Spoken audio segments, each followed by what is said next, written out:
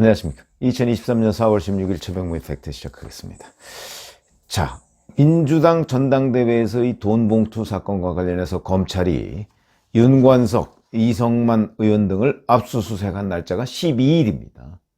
이제 오늘 아침이니까 어제까지 따지면 대략 한 사흘이 지났죠.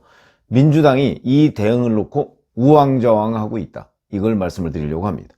자, 우선 압수수색에 딱 들어가니까 윤관석 의원과 이성만 의원 등은 본인들의 반응을 내놨습니다. 정치검찰의 기획수사다. 또 야당 탄압이다. 이런 얘기를 하고 있었는데, 사실 본인들도 이 압수수색이 왜 이루어졌는지를 그때 충분히 알고 있었습니다. 이정근 전 사무총장의 녹음 파일에서 비롯된 것이다 하는 걸 알고 있었기 때문에 또 본인들이 상당히 내용들을 기억을 하고 있을 것이고, 불과 2년도 안 됐습니다. 그렇기 때문에 충분히 알 수 있었음에도 불구하고 그걸 기획수사라는 둥, 야당 탄압이라는 둥, 아니 자기 육성이 나오는데 그 녹음에, 그런데 그게 뭘 기획한다는 거죠? 2년 전에 녹음하는 거를 검찰이 사주했을 리도 없고, 이게 전혀 앞뒤 재지 않고 일단 무조건 정치검찰, 야당 탄압 이렇게 하면 먹힐 수 있을 거라, 내지는 돌파할 수 있을 거라고 판단을 한 것이 아닌가. 이게 첫 번째로 판단착오다. 저는 그렇게 보는 거죠. 본인들은 어차피 이정근 전 부총장의 녹음 파일이 검찰에 어마어마한 만큼 압수수색 당했다, 압수당했다, 그건 다 알고 있는 거 아닙니까? 그때까지만 해도 파일이 3만 개다. 그러면서 그 3만 개의 파일 중에서 일부에서는 5천 개를 풀었다는 얘기도 있고, 아니면 5천 개로 압축했다는 얘기도 있는데, 저는 5천 개로 압축했다고 들었거든요. 듣고 그 중에서 또 범죄 혐의가 있는 한 2천여 개 정도를 지금 압축해서 그 부분을 차례차례로 지금 수사 중이다, 이렇게 알고 있는데, 자, 그렇다면 이런 내용을 민주당도 충분히 알 수 있을 상황이었거든요. 그런데 왜 정치검찰 기획수사, 야당 탄압 이런 그냥 아주 전형적인 고전적인 수법으로 대항을 했느냐. 차라리 그냥 야당 탄압으로 하나의 반박으로 나가는 게 오히려 더 나았던 것이 아닌가. 그런데 이재명 대표는 또 침묵을 했습니다. 기자들이 당에서 선제적으로 진상조사단을 꾸릴 가능성 없을까요? 이런 질문을 하니까 아무 얘기도 안 했습니다. 당황했나 싶은 생각도 있고, 아니면 이재명 대표와 연관된 사법 리스크에 대한 진상규명 이런 거는 안 하면서 왜 그러면 다른 소속 의원들이 이렇게 나오니까 이건 진상규명하느냐, 그런 문제 때문에 그랬나? 여하튼 침묵을 했습니다. 자, 그런데 송영길 전 대표 당사자죠. 이 사람은 그러니까 12일 압수수색이 있고 난 직후에 아마 상당한 내용을 알고 있었을 겁니다. 근데 기자들을 만나서 이렇게 얘기했습니다. 이정근 전 사무부총장의 개인적 일탈 행위를 감시, 감독하지 못했던 것에 대해 당시 당대표로서 도의적 책임을 느끼고 국민 여러분과 당원 여러분께 죄송한 마음을 표하고 싶다, 이렇게 얘기했습니다. 이정근의 일탈 행위라는 말을 2번 반복했다고 합니다. 그러면서 돈봉투와 자기는 무관한 듯이 얘기를 했다는 거거든요. 기자가 불법 정치자금 수수 부분에 관해서 질문을 하니까 자기는 상황을 잘 모른다. 윤석열 정부가 정치적 수세에 몰리다 보니까 아마 최근에 CIA의 도청 이런 걸 얘기하는 것 같습니다. 국면을 반전시키기 위해 검찰이 정치적인 행위를 하고 있는 것 아닌가. 이정근 사건은 이미 수차례 조사했고 기소했다. 모든 녹음 파일을 조사했다고 하니까 내가 프랑스에 오기 전부터 이 문제를 수사를 다 했을 것이다. 왜 그걸 묵혀놨다가 이제야 이정근 1심 판결 선고에 때 맞춰서 압수수색에 들어가나. 글쎄 할 말이 없어서 이렇게 얘기했을 수도 있죠. 그러나 전체적인 상황은 물론 이정근 녹음 파일을 오랫동안 압수해서 그 파일을 분석했던 건 사실입니다. 그런데 송영길 전 대표가 파리로 건너간 거는 12월입니다. 작년 12월. 12월까지는 그 분석이, 그러니까 압축하는 과정이었던 거죠. 압축하려면 이것저것 들어야 되지 않겠습니까? 그래서 사실은 송영길 전 대표가 작년 12월에 파리로 출국할 때도 출국 금지해야 되는 거 아니냐. 왜냐면 이정근 전 부총장 문제를 수사에 들어갈 때 이미 이 최종 타깃은 송영길이다.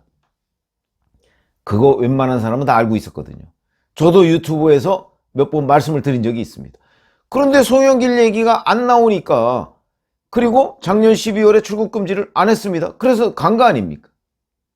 그래서 이게 그 송영길 전 대표 주장대로 묵혀놨다가 한 게 아니고 워낙 녹음 파일이 많다 보니까 그걸 하나하나 들어야 될 거 아닙니까?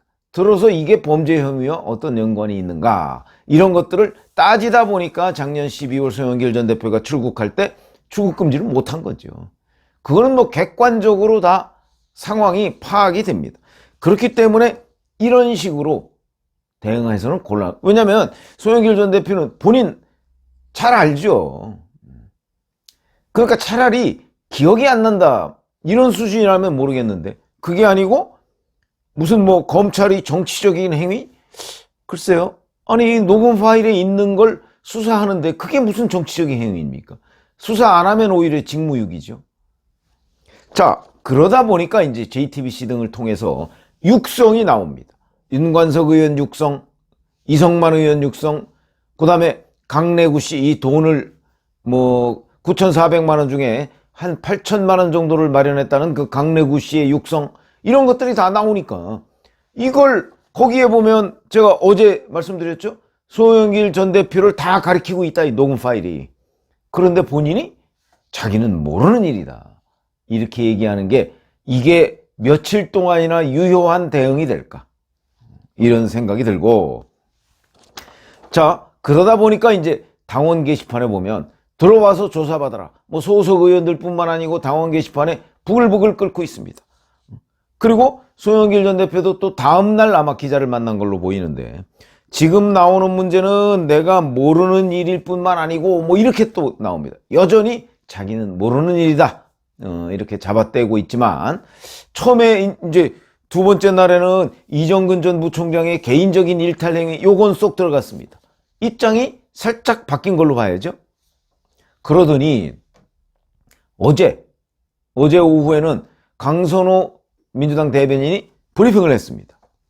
다음 주쯤, 그러니까 이제 오늘부터 시작하는 주를 얘기하는 거겠죠.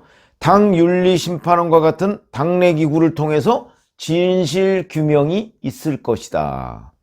해당 기구에서 실무적인 논의를 한 뒤 지도부의 보고가 이루어질 것이다. 이렇게 발표를 했습니다. 구체적인 진상규명 방법 등은 주말 동안 논의하겠다니까 아마 어제, 오늘 뭐 어떻게 진상규명을 하느냐 이렇게 논의를 할 것으로 보이는데, 자, 이것도 이재명 대표가 침묵하던 곳에서 진상규명 쪽으로 입장을 바꾼 겁니다. 아마 내일쯤, 월요일쯤 이제 최고위원회의가 있을 테니까 이때 또 기자들이 이재명 대표한테 질문을 할 겁니다. 진상규명을 어떻게 할 것인지, 또는 아니 이재명의 사법 리스크는 왜 진상규명 안 하고 뭉개면서 송영길 거만 진상규명을 하느냐, 이 부분에 대한 질문도 기자들이 반드시 해야 된다. 이건 역시 당에서 이 사태에 대응하는 데 입장이 좀 바뀐 것으로 보인다. 그러니까 송영길도 입장이 바뀌고 당에서도 입장이 좀 바뀌고, 그 사이에 당원들은 와글와글 하고, 당내에서는 송영길 전 대표 들어와서 조사받아라 하는 목소리가 점점 커지고, 그러다 보니까 아마도 제가 보기에는 일단 시간을 좀 벌자, 윤리심판원에 넘겨서 시간을 좀 벌자, 이런 것으로 보입니다. 그러면 시간을 버는 동안 이제 뭐 각종 언론 매체에서 관련한 보도 또 육성 이런 것들이 계속해서 쏟아지지 않겠습니까? 그렇게 되면 이제 그때 뭐 진상규명이라는 이름 아래 윤리심판원에서 어떤 입장을 내놓겠죠. 근데 그 입장이 뭐 야당 탄압 뭐 이런 거 가지고서는 이미 막을 단계를 넘은 것으로 보입니다. 뭐 기획수사? 뭐 수사가 그럼 뭐 기획도 안 하고 어떻게 수사를 벌이겠습니까?